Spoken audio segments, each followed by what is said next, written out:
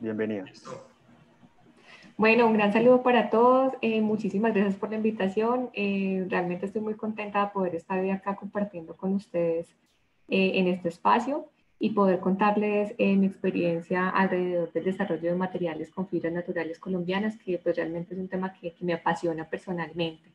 Muchas gracias por la presentación. Entonces, bueno, contarles básicamente cómo está organizada la presentación. Primero, pues va a haber una agenda rápidamente donde les quiero comenzar a contar temas alrededor de la producción de residuos y reciclaje en Colombia, seguido de cómo esto nos genera una oportunidad para el desarrollo de materiales compuestos verdes. Después, ver cuáles son las ventajas y esos retos de usar fibras naturales, contarles un caso de estudio muy particular del desarrollo de un material que patentamos. Quinto, pues contarles aplicaciones de estos materiales a nivel industrial. Y sexto, cómo además podemos entrar en el mundo de filamentos para impresión 3D. Entonces, bueno, comenzando con la charla, eh, ¿cuántas toneladas diarias ustedes creen que se generan de residuos en Colombia? Ese es como un tema bien importante en estos días, sobre todo que estamos hablando de sostenibilidad, de temas a nivel de problemática ambiental. Pues imagínense que 30.000 toneladas diarias se producen de residuos en Colombia a diario. Esto significa básicamente que estamos produciendo aproximadamente 12 millones de toneladas de residuos sólidos al año, donde cada uno de nosotros produce 283 kilogramos de residuos sólidos. Eso es una cantidad. ¿Y cuál es como la preocupación más grande?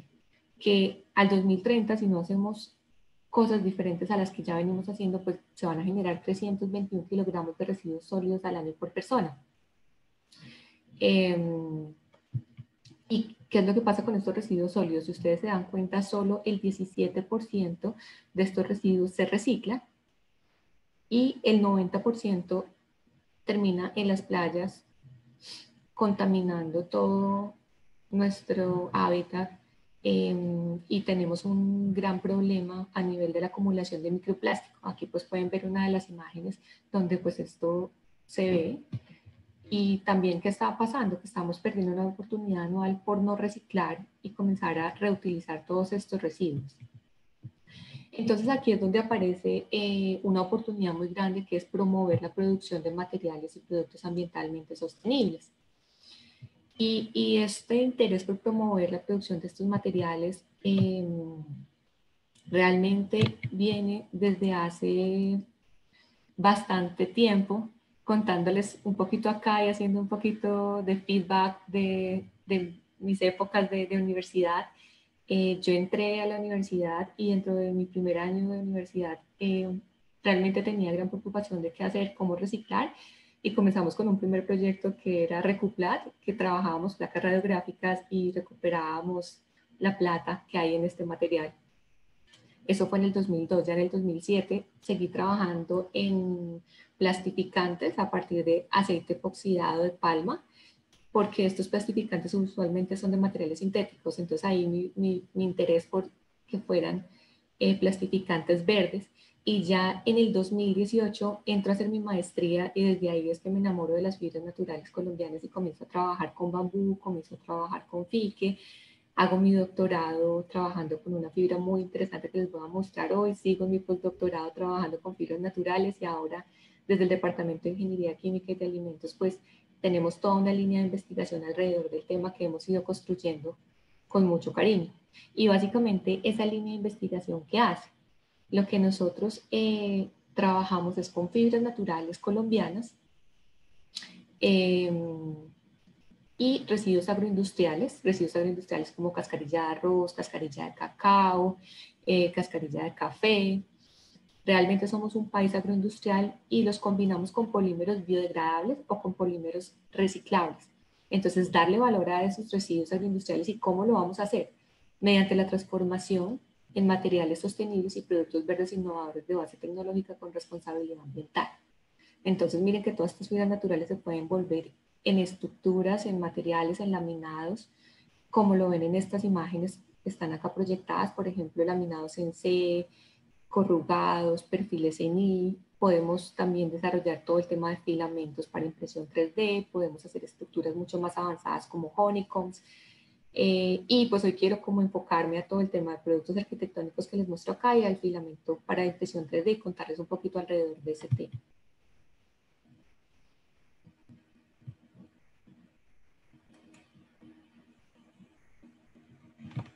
Entonces, para comenzar a hablar, realmente, pues lo primero que es importante que entendamos y es un concepto pues muy sencillo es que es un material compuesto, ¿no? En el área de materiales, entonces básicamente un material compuesto es aquel en el que dos o más materiales diferentes se combinan para formar una sola estructura con una interfaz identificable. En este caso, entonces, si se dan cuenta, los puntos vendrían a ser nuestra fibra natural, que es la fase dispersa, y la fase continua vendría a ser, pues, el gris clarito que observamos aquí en toda la imagen, y sería lo que conocemos como, en este caso, nuestro polímero, que sería la fase continua. Aquí en un SEM ustedes pueden ver cómo se vería una litografía, donde pues vemos de forma cilíndrica, tubular, las fibras naturales y la fase continua, que es la que da adhesión y unión a estas fibras. Entonces, en este caso, ¿cuál va a ser nuestras fibras? Usualmente a nivel comercial pues se trabajan fibras sintéticas como la fibra de vidrio, fibra de carbono, pero realmente las fibras naturales han comenzado a tener una gran acogida y un gran interés. ¿Por qué? Primero, por su bajo costo y su bajo peso. Segundo, porque tienen propiedades mecánicas aceptables, comparables con algunas inclusive fibras sintéticas si lo miramos por unidad de masa. Tiene buenas propiedades como aislante acústico y como aislante térmico, y además tienen toda una ventaja en términos de biodegradabilidad porque provienen de fuentes renovables y además tienen una alta disponibilidad. Entonces eso es lo que hace tan interesante el desarrollo de fibras naturales y su uso en compuestos. Sin embargo, tenemos ciertos desafíos, como cuáles: la baja compatibilidad con los polímeros hidrofóbicos, es decir, las fibras son hidrofílicas, tienen afinidad con el agua, los polímeros son usualmente hidrofóbicos, entonces ahí hay que revisar todo el tema de cómo mejorar esa compatibilidad. Otra de nuestras restricciones es la temperatura de procesamiento, que está alrededor de 200 grados, el alto contenido de absorción de humedad, que esto se debe manejar a la hora de hacer el diseño del compuesto para evitar tener materiales porosos, y la otra desventaja, que creo que es una de las que tenemos que convivir y revisar más o manejos, es la variabilidad en sus propiedades, porque pues como las fibras dependen de dónde se cultivan, de cómo se procesan, pues sus propiedades no son tan uniformes como un material sintético. Entonces es el reto de trabajar con esas fibras naturales.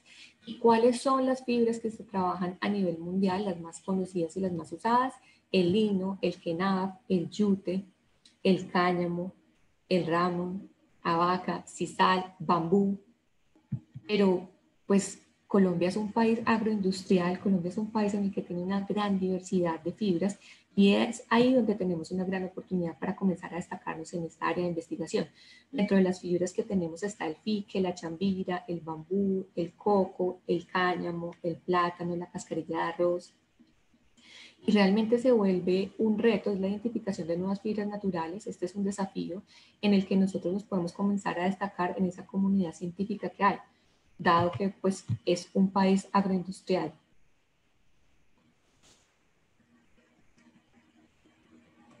Creo que dejo de compartir. Sí, Alicia, Sí, Alicia. acabamos de perder la presentación. Déjale ya.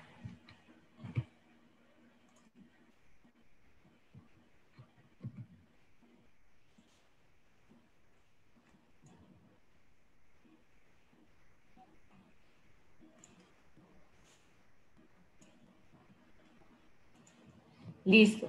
Ok. Ahí sí ya. Entonces, uno de nuestros desafíos es eso: cómo sacamos y cómo investigamos fibras naturales, teniendo en cuenta que nosotros somos un país agroindustrial. Y es allí donde, por ejemplo, en Colombia hay alrededor de 262 especies de palmas. Es increíble la diversidad que nosotros tenemos en Colombia. Y una de las palmas que he trabajado se llama Manicaria sassifera, es la imagen que ustedes pueden ver acá. Es una palma hermosa, les voy a dar como un poquito de la descripción para que ustedes se la puedan imaginar. Se encuentra en el Chocó, en las zonas inundables del Chocó, y más o menos la palma tiene una altura entre 6 a 10 metros, y tiene unas hojas súper grandes hasta 8 metros, pero lo más interesante de esta palma es esta zona que llamamos aquí, que es el capuchón. Manicaria significa manicaria, manica es el guante, y sassifera que está recubierto. Entonces, como se dan cuenta acá, científicamente pues es la inflorescencia, es como ese capuchón, y como se dan cuenta es de una textura de un color café.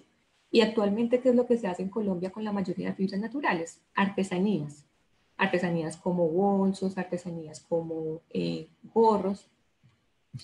¿Y qué es lo interesante? ¿Por qué no darle un valor agregado a estas fibras naturales para trabajarlas en materiales compuestos, inclusive generar beneficios socioeconómicos a las comunidades que están trabajando alrededor de estas fibras?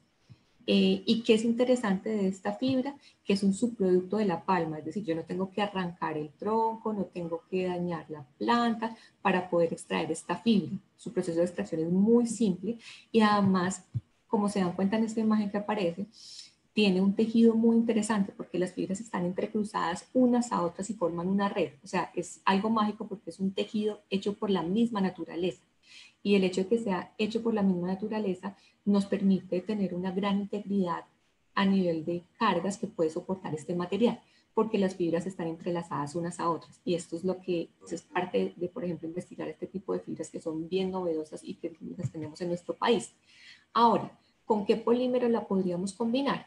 Pues la idea es desarrollar materiales que sean completamente verdes, y dentro de esos polímeros que son biodegradables y de fuentes renovables pues encontramos el ácido poliláctico.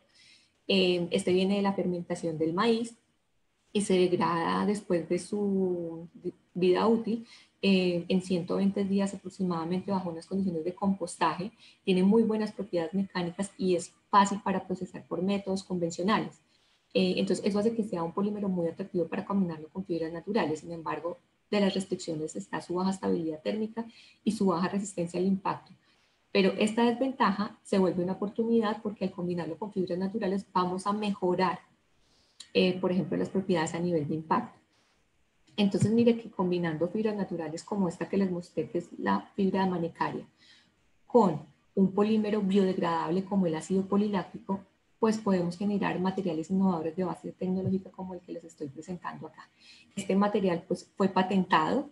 Dentro de sus características para destacar es su alta resistencia, es liviano, tiene una baja densidad. Entonces, por ejemplo, para la parte automotriz es muy interesante. Tiene muy buenas propiedades de aislante acústico, fácil conformación. Si se dan cuenta, hay corrugados, hay perfiles en C, perfiles en I, laminados.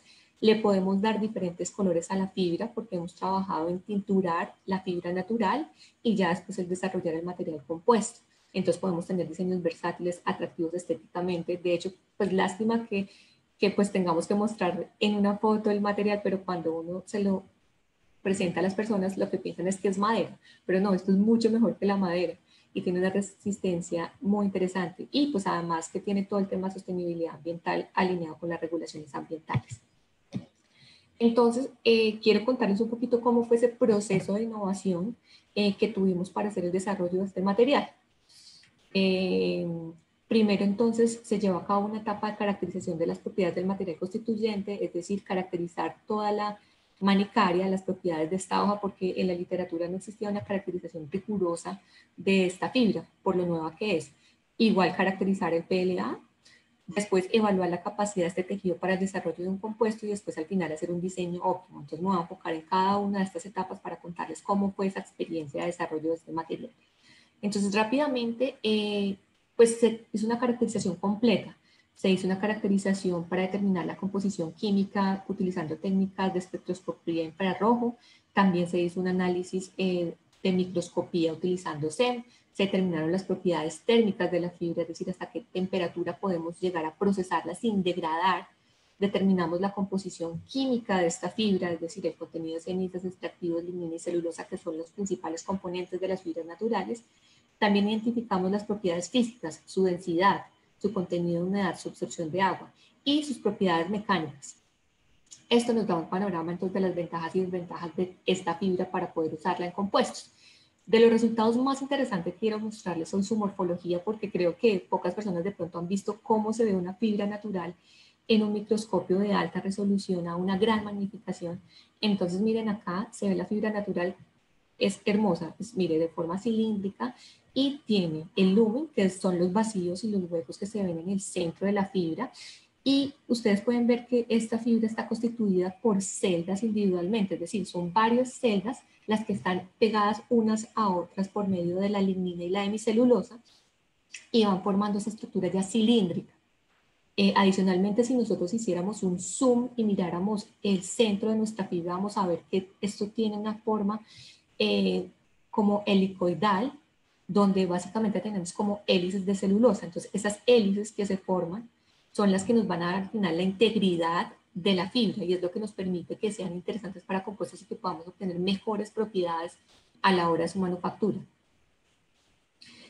Asimismo, miren que si miramos la superficie de la fibra, pues esto fue lo que encontramos.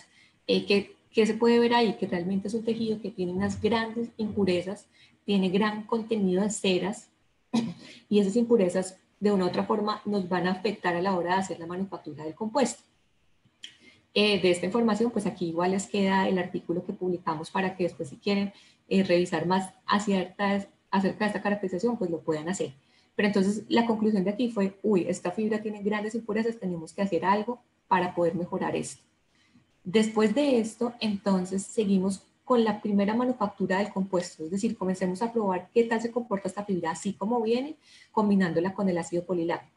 Entonces utilizamos el proceso de moldeo por compresión, donde íbamos apilando capas de PLA, de manicaria, de PLA y manicaria por medio de un moldeo por compresión a temperaturas más o menos de 190 grados centígrados, pues íbamos haciendo nuestra lámina. Esta lámina la caracterizamos para determinar sus propiedades térmicas, mecánicas y morfológicas. Y solo les traigo lo más interesante de esta caracterización. Y en esta primera caracterización que nos dimos cuenta que al lado derecho ustedes tienen una curva de esfuerzo de formación, donde en el eje Y pueden ver el esfuerzo, en el eje X la deformación.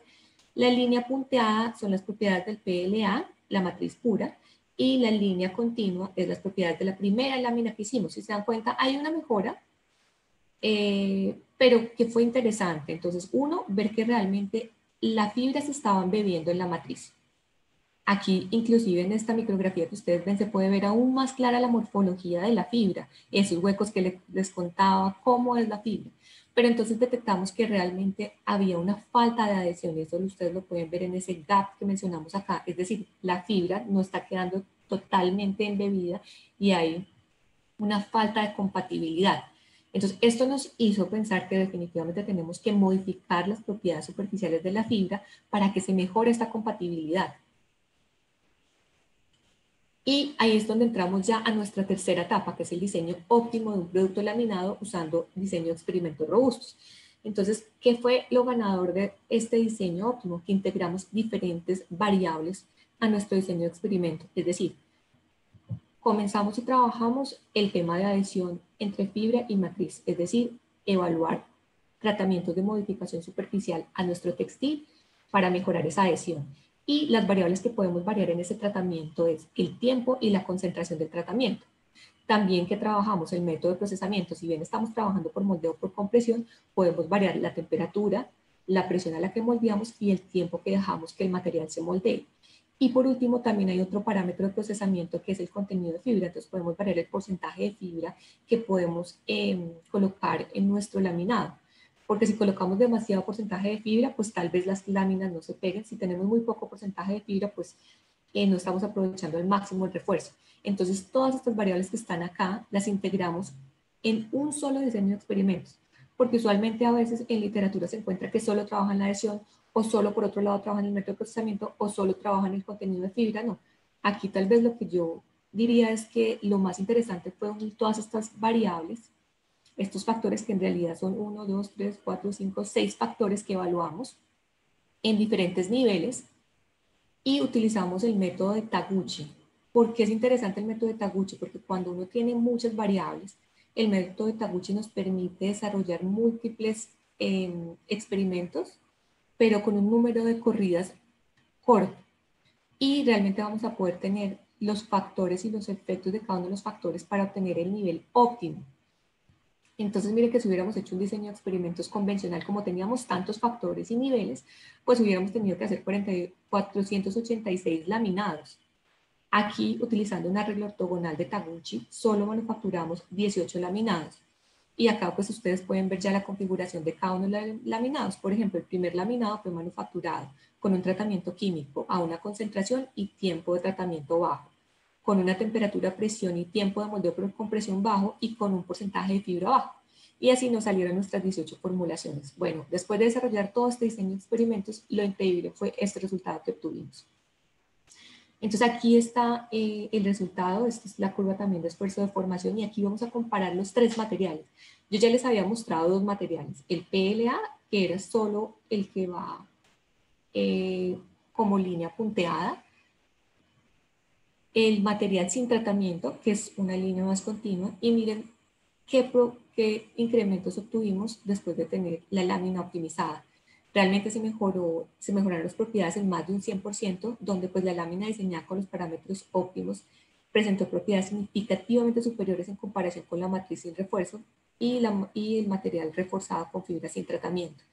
Entonces, esto permitió que realmente pues, se desarrollara una lámina con propiedades óptimas. ¿Y a qué se debe? Entonces, miren, aquí les traigo unas micrografías para que pudieran ver qué pasó antes y después del tratamiento.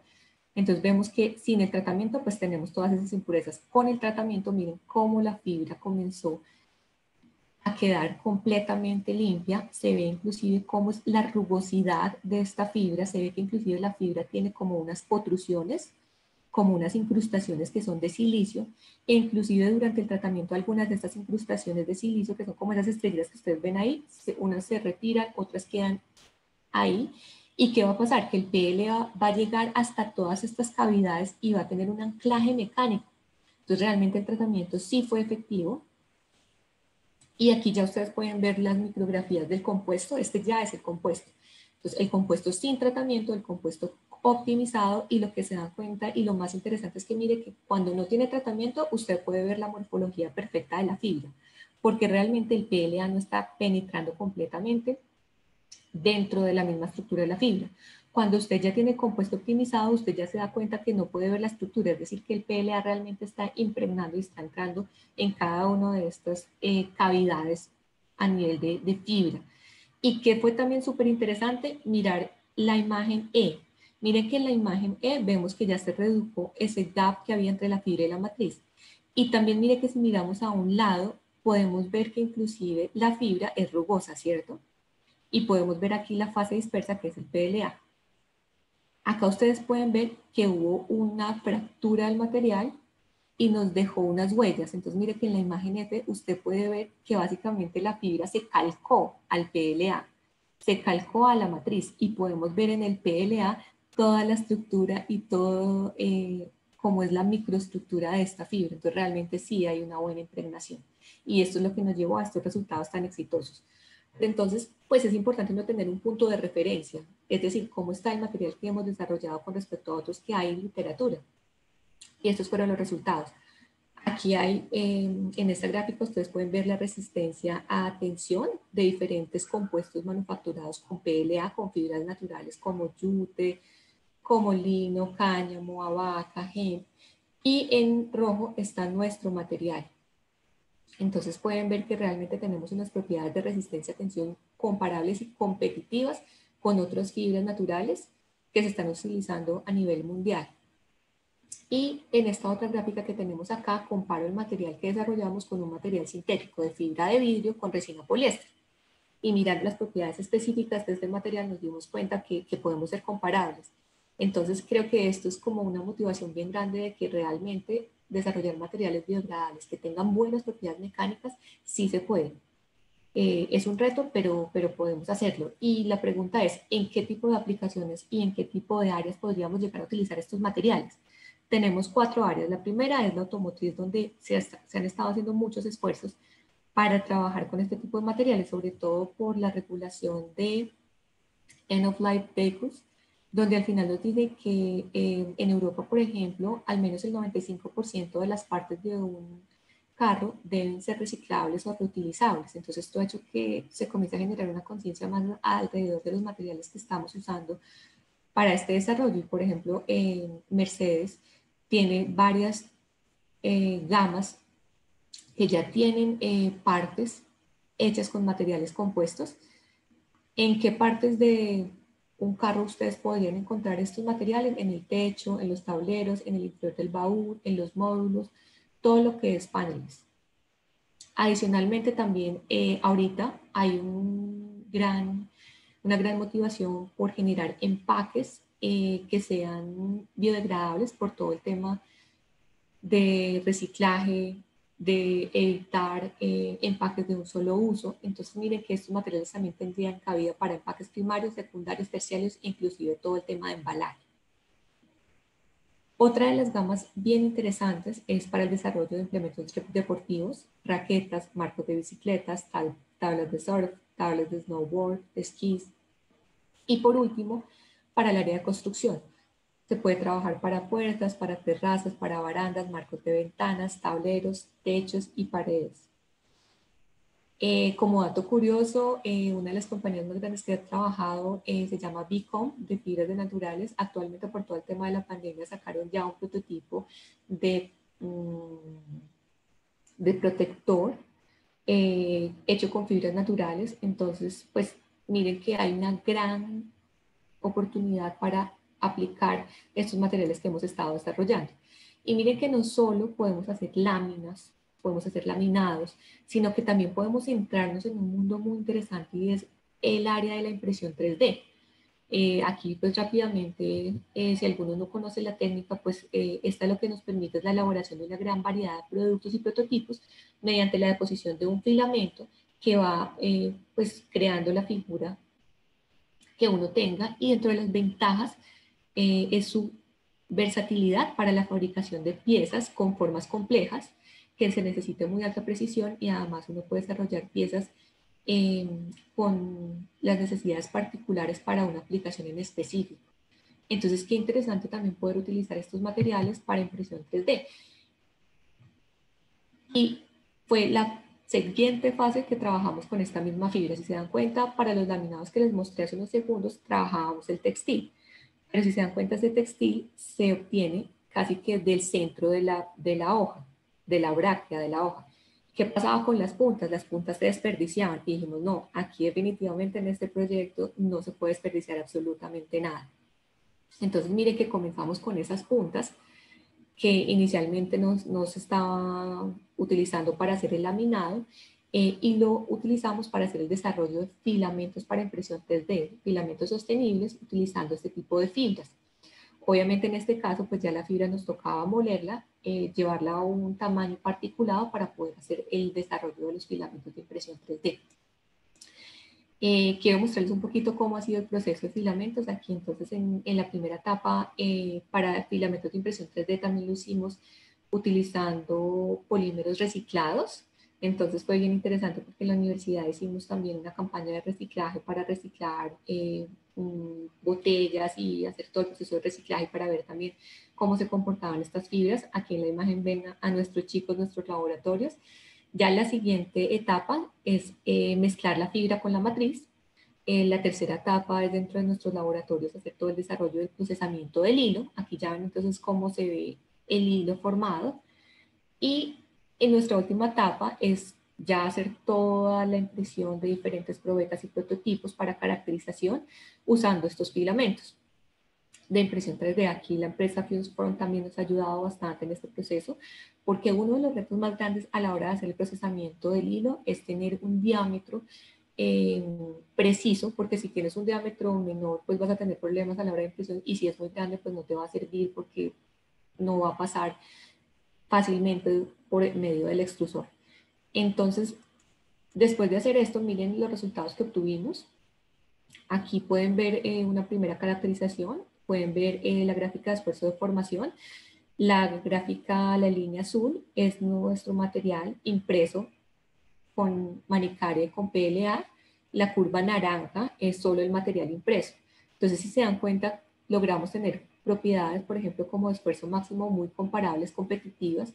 Entonces es la oportunidad de poder desarrollar también filamentos con fibras naturales, donde podamos tener propiedades mecánicas competitivas y comparables a un costo mucho más efectivo y dándole valor agregado a todos estos residuos agroindustriales. Entonces, ha sido una investigación muy bonita y sobre todo porque también llevamos esta investigación a otro nivel, fue tratar de desarrollar eh, un prototipo que tuviera todo el tema de innovación social. Este proyecto lo estamos desarrollando con la Universidad de PFL en Suiza, Politécnico Federal de Lausana, con el Laboratorio de Procesamientos de Compuestos, la Fundación Todos Podemos Ayudar, el Instituto OVNIS, donde cogimos también cascarilla de arroz, que es uno de nuestros grandes residuos a nivel de Colombia, y tenemos el polipropileno reciclado, que el polipropileno se encuentra en cada uno de esos vasitos de yogur que usted a diario consume, eso es polipropileno. Entonces, mire que hicimos todo el tema de desarrollo de filamentos para impresión 3D,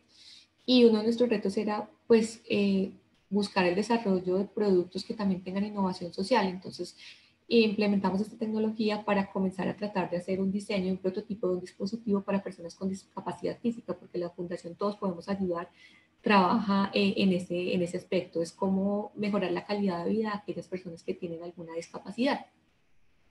Y es allí donde entramos, y acá les voy a mostrar un video, acá van a ver a mi estudiante María Alejandra Morales, ella es estudiante de maestría y su perfil ha trabajado en toda su maestría en todo el tema de desarrollo de estos materiales, y quiero que vean entonces el dispositivo que desarrollamos. Este dispositivo, digamos que tiene un aire a la ideación de un reloj, porque pues en Suiza ustedes saben que los relojes son toda una gama de productos que los caracteriza. Entonces miren que este dispositivo se coloca como si fuera un reloj, se ajusta y ya después usted puede colocar la herramienta y el implemento, y no solo sirve para colocar un tenedor, sino usted puede colocar, por ejemplo, un pincel, usted puede colocar un lápiz, usted puede colocar su celular. Entonces digamos que es un diseño, un dispositivo de una otra forma versátil, es una primera versión de prototipo en el que podemos colocarle diferentes accesorios para que esas personas con discapacidad física pues puedan tener un dispositivo de fácil acceso, económico y mejor aún, con materiales que sean reciclables y con fibras naturales. Aquí vemos el dispositivo donde ven que la parte amarilla fue desarrollada con polipropileno reciclado y cascarilla de arroz, y la parte azul es PET reciclado. En Suiza todo el tema del reciclaje del PET está muy avanzado, entonces pues vimos una oportunidad muy interesante de integrar estos materiales para tener pues como una primera versión de dispositivo fuerte, modular, de fácil uso. Y pues en este momento seguimos trabajando con la EPFL y con todos nuestros aliados para mejorar ese diseño de prototipo, pero pues sobre todo mostrarles que además de aplicaciones comerciales como las que les había mostrado antes, también podemos tener aplicaciones bien interesantes que tengan todo un tema de sostenibilidad y de innovación social. Pues eso es, espero no haberme extendido demasiado. Muchas gracias a ustedes por escuchar la charla. Bueno, no, Alicia, te felicito por la conferencia, te agradecemos pues en nombre de toda la comunidad de materiales, te agradecemos por habernos brindado este espacio. El tiempo de la charla estuvo perfecto, son las 5:38 y tenemos todo este rato hasta las 4, hasta las 6 de la tarde, perdón, y de pronto un poco más para contestar las preguntas. Entonces, mientras nos levantan la mano desde el público, voy a hacerte un par de preguntas que están acá en el chat. Comencemos con, bueno, primero, Alicia, no sé si haya problema, hay algunas personas interesadas en compartir, en que si les podemos compartir la presentación. ¿Tú tienes algún problema? ¿Quisieras modificar algo de la presentación antes de que se pueda compartir? O... No hay problema. Ok, Está. entonces, dale, entonces ya con tu autorización, nosotros se las compartimos a sus correos. Entonces, la primera pregunta, ¿las aplicaciones automotrices son a qué tipo de piezas? Y si este tipo de manufactura es manufactura local, tanto la manufactura de las piezas como las fuentes de PLA. Bueno, para automotriz, pues realmente la ventaja como tal de este tipo de piezas, sobre todo, es la baja densidad que tiene. Ustedes saben que en el tema automotriz, bajar la densidad de las piezas pues, es súper importante porque pues entre materiales que sean más livianos, menor consumo de gasolina. Entonces, actualmente pues, están trabajando estas piezas para las partes interiores de los carros, para todos los paneles interiores, eh, interiores principalmente por todo el tema de capacidad de propiedades acústicas que el material tiene. Entonces se va a tener una gran ventaja a la hora de utilizar pues estos paneles y sobre todo también porque depende el polímero que tú trabajes, eh, pues puede tener más afinidad o no con el agua, con la humedad. Entonces, pues en la parte interior, pues garantizamos que este material no vaya a tener ningún problema. Fuentes de PLA, ahorita actualmente el PLA que estamos trabajando es un PLA comercial. Fibras naturales, y son fibras naturales que pues están en Colombia y son fibras naturales que tenemos, que estamos trabajando con socios, pues por ejemplo en la región de Chocó, en Orinoquía y pues con aliados con los que hemos trabajado. Ok. Alicia, hay una persona en el público, César Augusto Cocuy, tiene una pregunta. César, tienes la palabra. Muy buenas tardes, quiero felicitarlos a todos, especialmente a Alicia, una gran presentación, te felicito. Yo también soy investigador independiente de las fibras naturales, soy apasionado por ese tipo de materiales. Quiero hacerte una pregunta muy en especial. Hablabas acerca de que un problema que tienen todas las fibras en casi la mayoría de las matrices es su dificultad en la adhesión. Nosotros hemos trabajado diferentes tratamientos que funcionan muy bien, pero quisiera saber específicamente para esta fibra, ¿qué tipo de tratamientos superficiales han desarrollado para mejorar la adhesión con el compuesto? Perfecto, mira, ahí hemos trabajado principalmente tratamientos alcalinos, tratamientos con hidróxido de sodio. Ahí lo interesante en este mundo de los tratamientos es que cada fibra es un mundo particular, ¿no? Entonces, cada fibra hay que identificar cuál es ese tratamiento que es efectivo, es decir, a qué concentración trabajas el tratamiento, cuánto tiempo, si requiere o no temperatura, porque muchas veces también se utiliza temperatura para colocar la fibra y sumergirla dentro de este. Porque si uno utiliza concentraciones muy altas, ¿qué va a pasar? Que comienzas a degradar la celulosa. Y precisamente la celulosa es la que nos da la integridad estructural de nuestra fibra y es la que precisamente queremos preservar e inclusive lo que queremos es aumentar ese contenido de celulosa, disminuir el contenido de lignina para que nos dé mejores propiedades mecánicas. Entonces, si haces un tratamiento con una gran concentración alcalina y a una muy alta temperatura, pues podemos llegar a degradar la celulosa. Entonces es como, por eso había hablado un poquito de la importancia del diseño de experimentos robustos, de poder identificar y afinar rápidamente cuáles son esos puntos en los que te funciona el tratamiento para tu fibra. Y lo otro es que si pues, utilizas tratamientos muy bajos, probablemente no hagas la remoción ideal de todos esos componentes no celulósicos. Entonces ahí creo que parte del desafío es cómo integrar eso. Y aparte creo que eh, otro de los grandes éxitos de este proyecto es que integramos en un mismo diseño lo que les comentaba, los, el tratamiento, pero también la manufactura, porque muchas veces se ha visto en estudios científicos que haces el tratamiento y solo lo caracterizas y caracterizas solo la fibra. Y tú dices, no, ya encontré mi mejor tratamiento, pero resulta que a la hora de probarlo en el compuesto no funcionó bien, porque ya entonces la temperatura, por ejemplo, de manufactura comenzó a degradar tu fibra. Entonces, también creo que integrar todas estas variables en un solo diseño de experimentos es lo que eh, puede y sugeriría para aquellos que quieren seguir investigando en fibras naturales y también les apasiona este mundo. Ok, de acuerdo. Alicia, otra pregunta del chat la hace Alejandra Rojas. ¿La pintura o tinta que utilizan para darle color es también amigable con el medio ambiente? ¿De qué es? Sí, ahí probamos ambos, probamos colorantes sintéticos y colorantes naturales. Entonces, por ejemplo, el achote es un colorante natural. Entonces, pues cogimos nuestro textil, hicimos todo el proceso de tintura con achote y encontramos pues ya su color característico como naranja amarilloso. También probamos con moras. Entonces, hemos también trabajado toda una línea de colorantes naturales y también en nuestro grupo de investigación estamos trabajando en una línea de colorantes naturales para darle una textura y un color a nuestras fibras. De todas maneras, también los colores sintéticos como el azul que veían también funciona muy bien, pero pues estamos impulsando sobre todo el tema de tratamientos naturales, por ejemplo, también con la gulupa, bueno, colores que se vayan obteniendo diferentes tipos de semillas, aprovechando más esa diversidad que tenemos en nuestro país. Ok, de acuerdo. Hay otra persona en el público que tiene la mano levantada. Julián, adelante, tienes la palabra.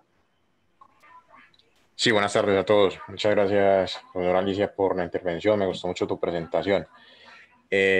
Actualmente yo soy ingeniero consultor del área de materiales de Renault Sofasa y estoy bastante interesado en la implementación de este tema o esta aplicabilidad para piezas automotrices. Lo he venido buscando bastante y he tratado de hacer pues, la búsqueda de información acerca de qué piezas se pueden intervenir actualmente. Nosotros tenemos pues, la mayoría de las piezas intervenidas con polipropileno y los procesos utilizados por nuestros proveedores son inyección básicamente. Entonces quería de pronto ahondar un poquito más contigo qué se puede hacer para trabajar ese tipo de materiales, y se pueden trabajar como particulados o como fibras cortas aplicables a un proceso de inyección y que podamos aún así hacer conformidad de una pieza, por ejemplo, como un bumper, como un panel de puerta, como un housing para una farola. Otros elementos que, por ejemplo, haciendo un bench con Ford, se están utilizando partículas de café, del producto del rostizado del café molido en un grano fino para reemplazar el talco o el microtalco y convertirlo en piezas inyectables. A partir de ese principio, utilizar este tipo de fibras para reducir el peso y la densidad de la pieza como tal. Entonces quería ahondar un poquito más contigo este tema y qué posibilidades hay para poder implementarlas, aparte de los soft trims o las partes suaves que mencionaste al interior del vehículo, como algunas partes interiores de los paneles o, por ejemplo, en la parte interna del techo que se utiliza, por ejemplo, coconut coir o fibra de coco para ese relleno. Sí, pues precisamente realmente el uso de fibras naturales, en este caso como es inyección, si nos toca trabajarlo en material particulado, tiene una gran versatilidad para trabajarlo. De hecho, una de las empresas, Bicom, pues es una empresa europea.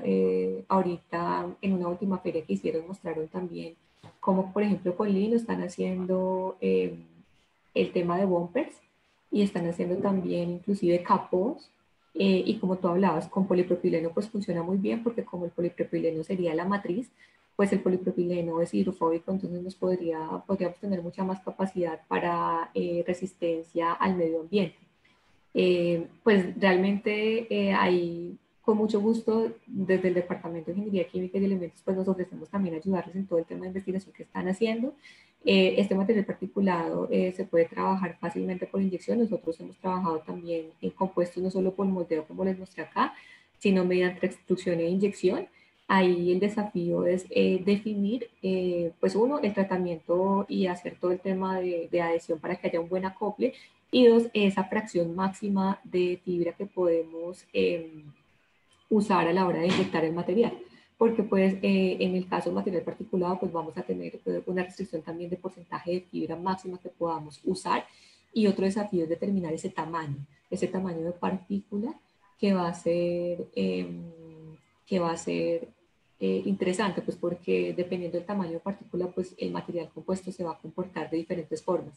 Nosotros hemos tenido experiencia trabajando con polipropileno con cascarilla de arroz, polipropileno con cascarilla de cacao. Entonces, pues no, con mucho gusto, pues ahí también pasé la presentación donde está mi correo, les podemos colaborar en el tema, y pues la idea siempre desde la universidad ha sido también que ojalá todos estos desarrollos tecnológicos pues puedan llegar a la industria y puedan llegar a una aplicación real. Entonces, pues más que bienvenido a que si les interesa, pues nos podamos contactar y trabajar también a futuro. Perfecto, profesora. Si no te molesta, te voy a agendar una reunión y nos podemos sentar a conversar un poquito mejor el tema, ¿te parece? Claro, perfecto, cuenta con nosotros. Muchas gracias. Súper. Bueno, otra pregunta desde el chat, Alicia. Si fuera a reemplazar un empaque que está hecho con poliolefinas, ¿cómo es la diferencia en costos con respecto al tipo de materiales que ustedes fabrican? Bueno, el costo siempre es un desafío, ¿no? Sobre todo porque los polímeros biodegradables como el PLA, aunque año a año ha venido disminuyendo el costo de producción, son entre un 20 a un 30% un poquito más costosos que los polímeros sintéticos convencionales como polipropileno, polietileno, PVC. Entonces siempre el PLA, por ejemplo, y otros polímeros biodegradables son entre un 20 a un 30% un poquito más costosos que estas resinas convencionales. Sin embargo, ahí, ¿cuál es la ventaja con la que podemos jugar? Es con el uso de estos residuos agroindustriales y con estas fibras naturales, porque las fibras naturales son de bajo costo. Y lo que uno busca es competir y por lo menos ser comparable con productos convencionales y dependiendo ya el tipo de método de manufactura que tú utilices, hay en métodos de manufactura por moldeo por compresión que tú puedes usar hasta un 70% de fibra. Entonces, claro, si llegas a usar un 70% de fibra, pues es ganado porque solo el 30% es polímero y el 70% es fibra. La fibra es de muy bajo costo, entonces ahí tienes un material que es inclusive, puede llegar a ser inclusive menor costo que uno convencional. En otros métodos, como extrusión o inyección, pues se pueden manejar porcentajes no tan altos, pero entonces sí se logra jugar a que el material sea competitivo y comparable a nivel comercial, sobre todo porque pues, la fibra es de bajo costo, entonces eso es donde nos da la ganancia, pues además de todo el tema de regulaciones ambientales y sostenibilidad. Perfecto, gracias por la pregunta. Esa pregunta nos la hizo Juliana Gómez. Hay otra persona en el chat con la mano levantada, Camilo Ruiz. Adelante, Camilo, tienes la palabra.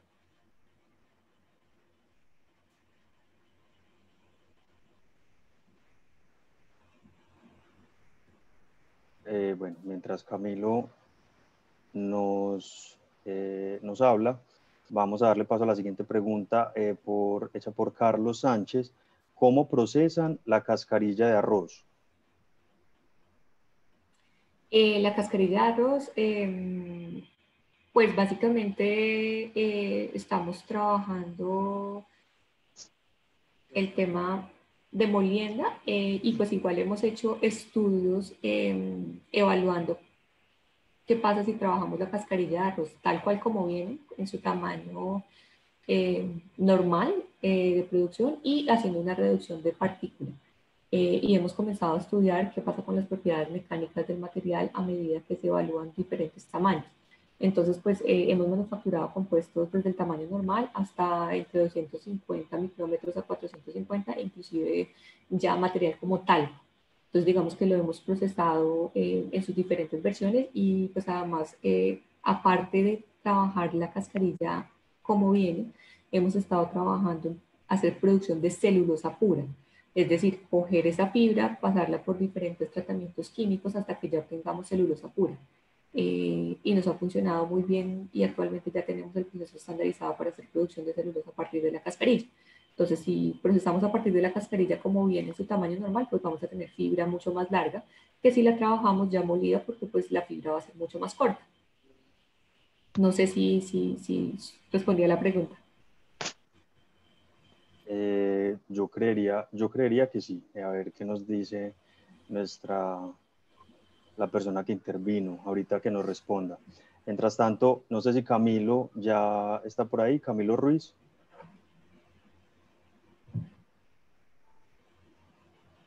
No, bueno. Jason Jiménez, Alicia, pues primero te felicita, que muchas gracias, excelente presentación, y pregunta que si es posible hacer un film con este compuesto, ya que es muy importante este tipo de plásticos para los empaques del sector floricultor y la demanda de este material es muy alta.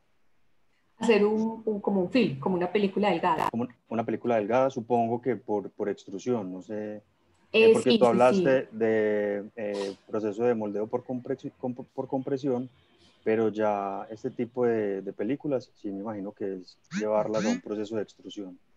Sí, sí, sí, pues precisamente también hemos trabajado en el área de empaques, es un área que nos interesa bastante. Y hemos tenido ciertas investigaciones, por ejemplo, estamos trabajando ahorita en una investigación con Casa Luper, pues porque el tema de empaques es muy importante. Entonces, ahí trabajamos procesos de extrusión y procesos de laminado para obtener una película delgada. Ha sido exitoso y parte de las cosas que estamos haciendo ahorita y el ¿Cómo desafío se es científico el tema de del, toxicidad y el tema de inocuidad, porque pues digamos que hay empaques primarios, secundarios y terciarios. Si queremos utilizar estos compuestos en empaques primarios, estamos tratando de hacer pruebas de citotoxicidad, pruebas de compatibilidad, todo el tema de inocuidad para verificar que de pronto no vayamos a tener temas o problemas a la hora de entrar en contacto el material directo con el alimento. Si no, pues nos serviría perfectamente para empaques secundarios o empaques terciarios. Y también estamos trabajando en una línea para producir textiles. Actualmente ya tenemos un textil de cacao, por ejemplo, con el que se podrían, por ejemplo, hacer desechables por moldeo por compresión. Entonces, sí es posible, se puede hacer por extrusión y conclusión, y también películas mucho más delgadas por gel coat, tratando de sacar un film donde básicamente lo que uno hace es utilizar un solvente para procesar el material, después se evapora el solvente y nos queda una película muy delgada. Entonces, pues igual, bienvenidos, con mucho gusto si quieren que les ayudemos en alguna investigación también, pues bienvenidos. Dale, Alicia, mil gracias. Ingrid Esguerra nos pregunta, las propiedades de este tipo de materiales dependen mucho de la variabilidad de las propiedades y características de las fibras. ¿Tienen datos de esa variabilidad? Por ejemplo, ¿cómo varían las fibras dependiendo del lugar de origen?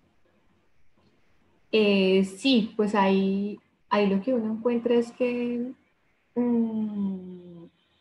bueno, en general la variabilidad de las fibras, por ejemplo, en estos compuestos naturales, uno puede llegar a tener una variabilidad hasta del 10%. Pero lo interesante es que cuando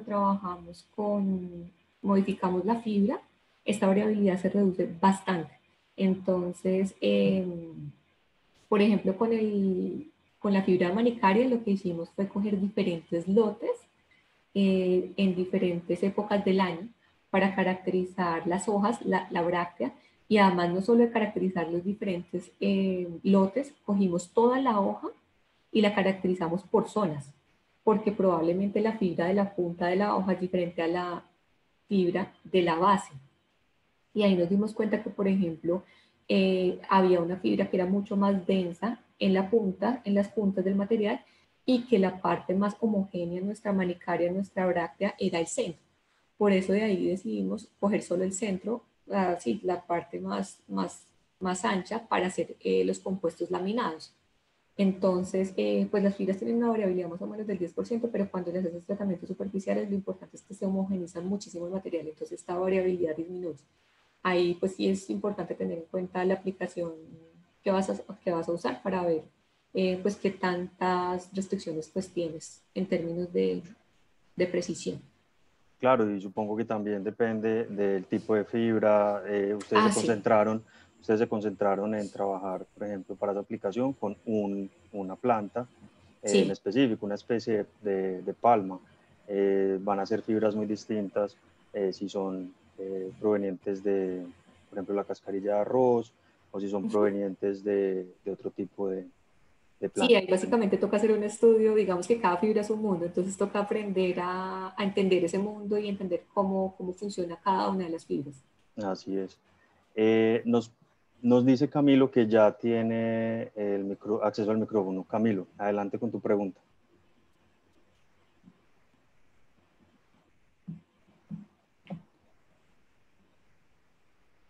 No, de nuevo le falló. Camilo, No, ya, ahora. no soy Julián de nuevo. Camilo, de hecho, es mi jefe. Él trabaja en Renault, pero Brasil. Entonces le voy a pedir entonces que me mande la pregunta por acá y yo se las Sí, hago llegar. Listo. por favor, dale, Julián, mil Le gracias. agradezco. Bueno, William Mora nos pregunta, el acondicionamiento de la fibra, ¿cuánto incrementa el costo? ¿Ya hay un proceso a planta piloto para hacer este procesamiento? ¿Hay muchos residuos? ¿La solución es básica? Pues mira, con la fibra manicaria que estamos trabajando, realmente lo que hemos hecho hasta el momento ha sido a nivel laboratorio. Con esta fibra manicaria, como todo, hay ventajas y desventajas, ¿no? La ventaja de trabajar con esta fibra manicaria que les contaba es que la extracción y el alistamiento de esta fibra es muy fácil, porque básicamente ya es un textil natural. Entonces ustedes cortan las puntas, abren la bráctea por la mitad y ya tienen un textil. Entonces no hay que extraer la fibra, después hilarla, después formar un hilo, después tejerla y después ahí sí ya usarla.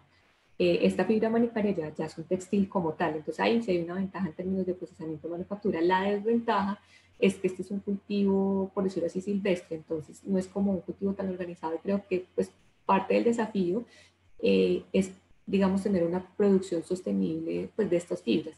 En Europa, ¿qué es lo que han hecho? Por ejemplo, con el lino, ya tienen cultivos de lino y ya tienen producción estandarizada para hacer todo el tema de textiles y eso ha sido una de las ventajas para que desplieguen ciertos tipos de compuestos y aplicaciones ya industriales. Por eso estamos trabajando también ahorita con residuos agroindustriales, porque residuos agroindustriales realmente son toneladas las que se producen a diario y, y pues es muy fácil acceder a esos residuos y pues hacer su procesamiento. Ahí creo que uno de los retos también con las fibras es manejar la humedad, pues las fibras en general tienen una humedad de por lo menos el 8% y pues para hacer los compuestos sí es importante retirar esa humedad, entonces un poco la logística es ver pues cómo ir haciendo cada uno de esos procesamientos de la fibra. Pero pues creo que con residuos agroindustriales hay también una gran oportunidad por la demanda y la alta disponibilidad de estos. Entonces ahí pues habría una ventaja. Ok, Alicia, gracias.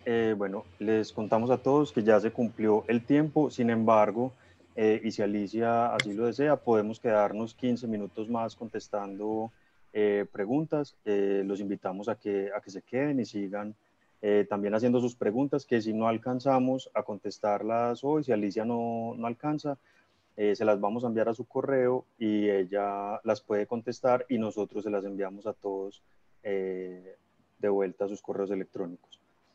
Alicia, nos pregunta Santiago Cartagena, al ser un material compuesto, ¿no dificulta el reciclaje?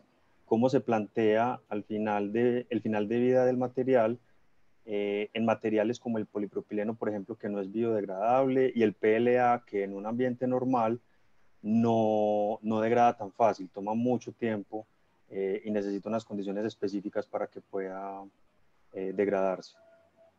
Entonces, ¿qué se plantea al respecto? Pues con referencia al PLA,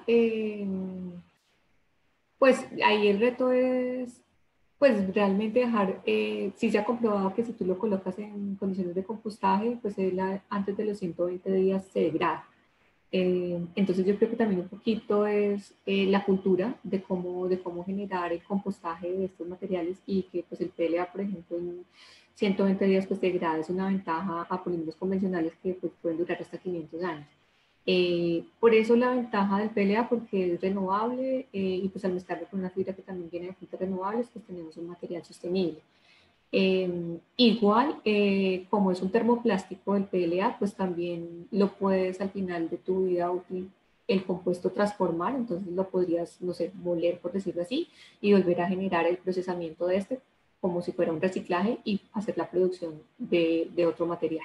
Entonces, con el PLA también digamos que al final de su vida útil, si uno quisiera darle un reuso adicional, podríamos reciclarlo y generar otro tipo de piezas. Con respecto al polipropileno, sí, pues sabemos que es una resina que viene a partir de una poliolefina, donde pues su biodegradabilidad no es alta, se demora bastante. Ahí la ventaja sería que al estar acompañado de entre mayor cantidad de fibra, pues digamos que menor cantidad de material de polipropileno sería el que tendrías que degradar. Sin embargo, ahí pues la recomendación más grande es a reutilizar, es a reusar. Por eso en la investigación que les mostrábamos estábamos trabajando con polipropileno reciclado y es cómo dar un valor agregado a esos polímeros convencionales. Por ejemplo, todos los tarros de champú también son de polipropileno, entonces venga, cómo darles una nueva vida útil, por ejemplo, en el desarrollo de filamentos, que es darle un producto, un valor agregado más alto. Es cómo cojo ese residuo y le doy un valor agregado y lo vuelvo un producto mucho más interesante y inclusive hasta comercialmente, porque pues por ejemplo, un cartón de, de impresión 3D, un carrete, puede valer hasta 100.000 pesos. Y si nosotros lográramos hacer la producción de filamentos, entonces es una aplicación que realmente le está dando un valor agregado también en términos de costo y de tecnología a tu residuo. Entonces ahí hay como una oportunidad grande.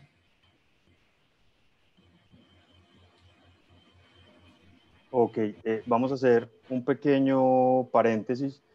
Vamos a mostrarles cuál es la presentación que tenemos para la próxima charla, cuál es el tema, y volvemos contigo, Alicia, ¿vale? Porque ya tenemos Vale. a Carlos desde Brasil, el jefe de Julián, de Renault. ¿Listo? Perfecto. Entonces, Julián, danos un segundito, por favor, vamos a presentar algo desde la comunidad y ya les damos paso a ustedes. Frankie, adelante. Perfecto.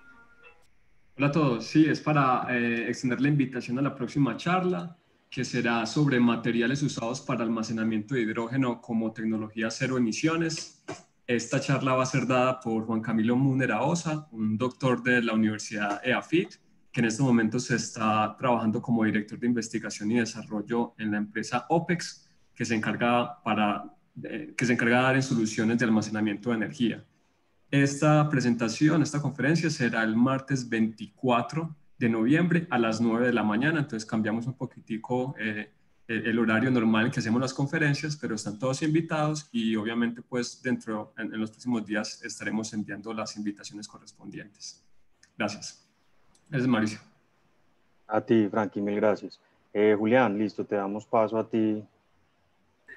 Perfecto, muchas gracias. Camilo, estás en línea para hablar, por favor, dale gracias. Buenas tardes, ¿me escuchan? Sí. Bueno, inicialmente, Julián, muchas gracias por ayudarme aquí en este contacto. Y posteriormente, felicitaciones a Alicia por la presentación sumamente interesante y a los organizadores del evento y las charlas. Estos espacios deben permanecer y perdurar. Soy Camilo Ruiz, ingeniero de materiales de la Universidad de Antioquia. Actualmente estoy liderando aquí en la parte de ingeniería de materiales de Renault Brasil el desarrollo de materiales reciclados y todo lo que tiene que ver con el área de sustentabilidad. Alicia, yo tenía dos preguntas que se convertirán en tres. Y la primera de ellas es, ¿estas fibras cómo se comportan, o ya pensando en una aplicación en el interior del vehículo, en tres propiedades: en la resistencia al UV, las emisiones de volátiles y el HDD? ¿Alguna de esas informaciones ustedes llegaron a caracterizar en alguna de las fibras naturales de manera general? DV es parte de la caracterización que estamos haciendo, pues sobre todo con el PLA, pues porque ahí digamos que estas propiedades van a depender muchísimo de la matriz. Dependen, pues si es una matriz como el PLA que pues digamos si tiene un poquito más de problemas a nivel UV, comparado por ejemplo con el polipropileno, pero en volátiles y en HDP no hemos avanzado, pero digamos que es una investigación pues que se puede ahondar para trabajar. En vehicular hemos revisado las propiedades también acústicas, que pues ahí es donde las fibras naturales tienen también una ventaja, pero sobre todo hemos investigado a nivel de UV. Pues podría ser muy interesante ver la parte de volátiles y la otra prueba que me mencionas. Sí, hay una norma de emisión, una reglamentación europea y estadounidense que está regulando, limitando la cantidad de emisiones de las piezas plásticas del interior del vehículo. Sí. Inclusive los mastic, el paint sealant también. Ok, no, me parece muy interesante. Y la segunda pregunta, yo sé que, bueno, puedo hacer la pregunta porque tienen más compañeros que van a preguntar. Ya hablamos del PLA. Julián mencionó el commodity clave que tenemos en la automotriz hoy, que es el polipropileno, quería preguntar si hay algún tipo de investigación o acercamiento con otro tipo de resinas, más detalladamente los estirénicos, un PCABS, ABS, un ASA o inclusive una poliamida.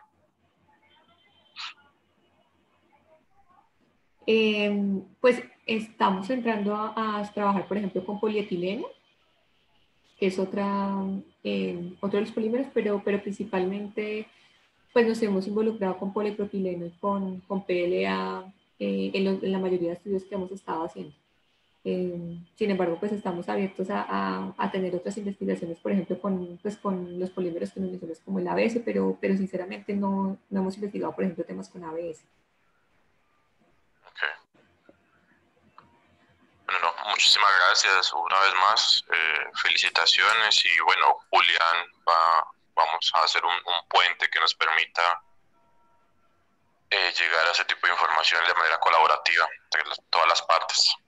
Vale, no, pues esa es la idea. Muchísimas gracias de verdad pues a ustedes por escucharnos acá, por participar en esta charla. Y la idea, como le contaba pues a Julián, es poder hacer también transferencia de tecnología, desarrollo tecnológico.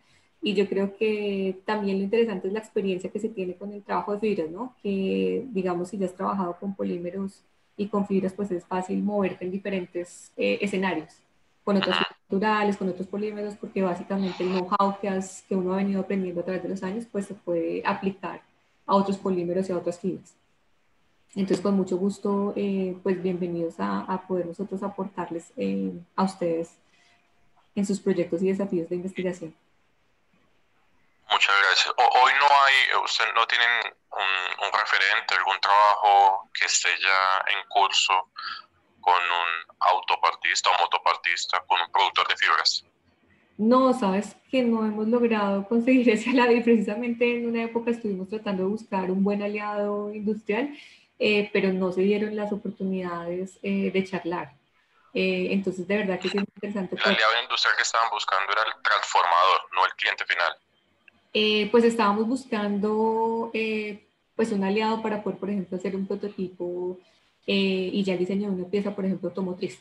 Pues porque digamos que para poder trabajar en esto, aliados a nivel de productores de residuos sí tenemos, pero queríamos tener el aliado que nos dijera, vea, realmente lo que queremos tener de pronto en desarrollo es esta pieza, porque también hay una salvedad y es que cada producto tiene una formulación diferente. Entonces, si hago un bumper, el bumper tiene unas especificaciones precisas y el material compuesto es para, el bumper es diferente al que puedo utilizar para un panel interior. Entonces, sí nos interesa mucho tener aliados para hacer el desarrollo de productos, porque por el contrario, si tenemos aliados, por ejemplo, productores agroindustriales. Entonces, la idea es cómo conectar toda la cadena para hacer el desarrollo activo y que la cosa funcione a nivel comercial. Perfecto. Pero yo me atrevo a decir que el aliado para investigar lo encontraron. No, bueno, no. Eso ya es un éxito total. Gracias, una feliz noche, feliz tarde a todos. Feliz tarde. No, feliz tarde, Camilo, mil gracias. Feliz tarde, Julián. Alicia, tú me dirás si contestamos una última pregunta. Dale, una última pregunta, no, está perfecto. Listo. Hay una pregunta en el chat que hace Alejandra Fernández relacionada con el tiempo de biodegradabilidad. ¿Ustedes han hecho alguna prueba de cuánto tiempo puede tardar en biodegradarse los productos que han desarrollado? Sí, con el PLA hicimos unas pruebas con el compuesto de PLA para temas de biodegradación y utilizamos la norma STM y en ese entonces mandamos pruebas a una empresa en Bélgica que nos hiciera las pruebas de biodegradabilidad porque no teníamos los equipos y digamos que el PLA pues sí tiene una degradación en el tiempo que son menores a 120 días. Actualmente pues ya contamos, ya la universidad compró todo el sistema para hacer pruebas de biodegradabilidad y estamos trabajando en ellas. Entonces estamos volviendo, sino que son pruebas largas, ¿no? De tiempo y pues con todo esto de la pandemia muchas de las pruebas pues tocó pararlas, pero pues contamos con el equipo y ya tenemos el equipo para hacer prueba de biodegradabilidad dentro de la universidad. Ah, qué buena noticia. Y ustedes, por si Alicia, también eso te iba a alguien preguntar, lo ¿ustedes necesita. prestan servicios externos? Sí, sí, sí. Ah, genial. Dentro de nuestros laboratorios y dentro de la universidad, los laboratorios de ingeniería química, de alimentos, los de ingeniería mecánica, prestan servicios al exterior. Entonces, pues como se da cuenta, tenemos toda la infraestructura para hacer tanto caracterización como procesamiento de materiales. Entonces, pues bienvenidos a contactarnos y, y apoyarnos también en las pruebas que ustedes necesiten desde la parte de laboratorios que tenemos y de infraestructura. Perfecto, Alicia. Bueno, yo creo que cumplimos con un muy buen tiempo de presentación, de preguntas, una presentación bastante fructífera. Alicia, de nuevo, supremamente agradecidos contigo. Muchas gracias por la presentación, excelentes proyectos, creo que más de uno quedó antojado en contactarte y en trabajar con toda esta materia prima con la que disponemos en Colombia y que es una potencial materia prima para desarrollar nuevos productos. Entonces, felicitaciones. De nuevo, muchas gracias a todos los que se quedaron hasta el final. Y ahí están los datos de Alicia. Recuerden seguirnos en redes y estamos pendientes de las próximas charlas. Una feliz tarde para todos. Alicia, mil gracias. Y Muchísimas gracias a ustedes, bueno, de verdad. que tengas un feliz resto de día. Feliz tarde para todos. Chao.